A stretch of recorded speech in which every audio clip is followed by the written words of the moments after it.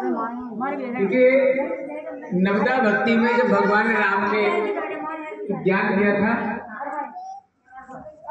गोस्वामी तुलसीदास जी ने वर्णन किया है, तो सबसे पहले ज्ञान दिया था सबरी को।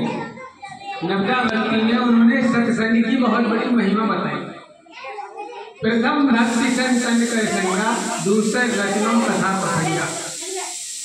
सत्संग में जाने के बाद कहते हैं का तो हो कि तो बका मराला, बगुला हंस हो जाते हैं, कौवा कोयल हो जाती है, और अनगढ़ जीवन कहते हैं ना, अंगुली मार से लेकर बहुत सारा शास्त्रों में व्याख्यान पड़े हुए हैं। तो उसमें एक सेठ जी थे, बड़े कंजूस थे और माया में इतना लिप्त गए थे, उनको पैसे के अलावा कुछ दिखाई नहीं देता। एक ही बच्चा उनका था और बच्चों को उन्होंने सख्त हिदायत दे दी थी कि यदि कहीं सत्संग हो तो कानों में रुई लगा के निकलना।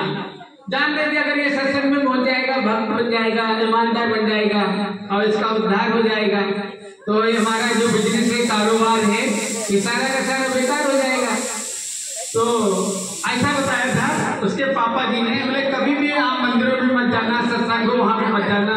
यार भूल से सत्संग में यदि जाओ, अगर मिल जाए तो आप कानों में रुई जरूर लगा लेना।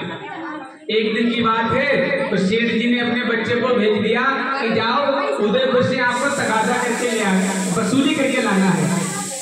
कहते एक दिन वही बच्चा जो था उदयपुर जैसे शहर में चला गया और वसूली करके लाता है। बहुत सारा उसके पास पैसा था, बहुत सारा माल था, वो लेके घर आ रहा था और संयोगवश कहते हैं उनके पास पीछे जासूसी लग गई। जासूसी लग गई तो चोरों ने देखा इस जो शेर का जो बच्चा है बहुत सारा वसूली करके माल लेके आ रहा है, जेवर लेके आ रहा है, धन लेके जा रहा है, किसी कारण से इसको लूटना है, इसको बांध के डाल देंगे, लूटना, किसी भी तरह का भय दिखाकर, डर दिखाकर इसका धन को लूटना है।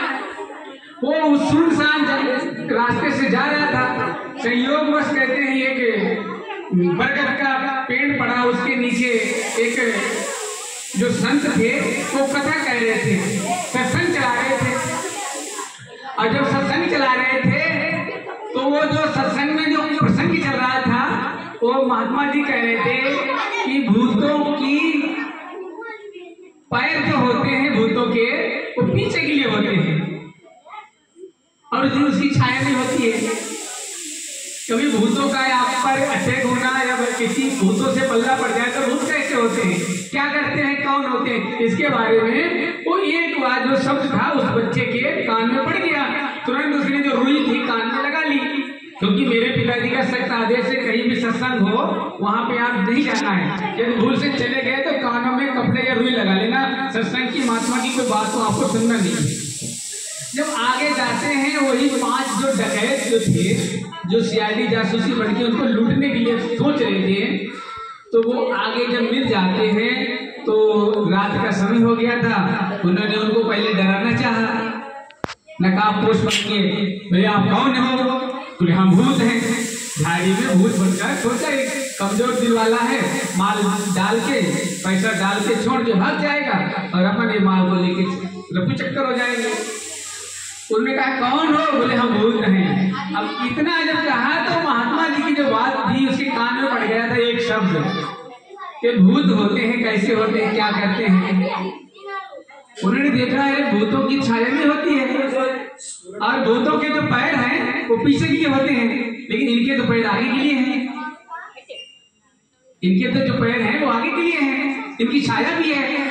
वो इतना कहा, महात्मा जी का एक विचार जो शब्द था उसने तुरंत अपना हथियार निकाला कि सालों तुम भूत नहीं तुम नकली भूत हो। कहते हैं चोरों का, चोर की दाढ़ी में तिनका, चोरों का अंदर दम क्या है, वो भाग खड़े हुए। जब भाग खड़े हो गए तो वो कहते हैं वो सेठ का जो बच्चे का जो धन जो था, माल जो था वो बच गया। जो बच गया उसने आप बीती अपने पिताजी को बताई कि पिताजी इस महात्मा जी के सत्संग में ये एक बात ना हमारे कान में पड़ती तो आज तुम्हारा जो धन जो था ये चोर जो लुटेरे जो बदमाश मिले थे वो लूट लिया। तो कहते हैं सत्संग में जाने के बाद देखो एक जो शब्द जो महात्मा जी का था कि भूतों के पैर पीछे होते हैं, भूतों की छाया नहीं होती है, एक शब्द उसके सत्संग का कान में पड़ गया, देखो उसका जीवन क्या, जीवन बदल गया। उसने संकल्प किया कि आज से महात्मा जी के एक बात से तो हमारा कितना बड़ा लाभ हुआ, और जब उस भगवान के पास बैठेंगे तो क्या नहीं मिलेगा। तो जैसे कि अभी हमारे भाई साहब